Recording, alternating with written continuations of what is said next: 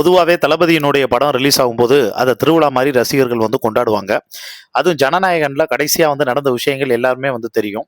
அப்பயே அவங்க ரசிகர்கள் வந்து எல்லாம் சொல்லியிருந்தாங்க, "எலக்ஷனுக்கு முன்னாடியே நீங்களே ஒழுங்கா படத்த வந்து ரிலீஸ் பண்ணிருங்கடா.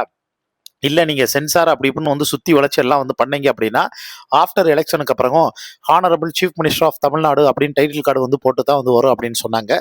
அது இப்ப சாத்தியமாயிருக்கு. இப்ப உண்மையாவும் வந்து ஆயிருக்கு.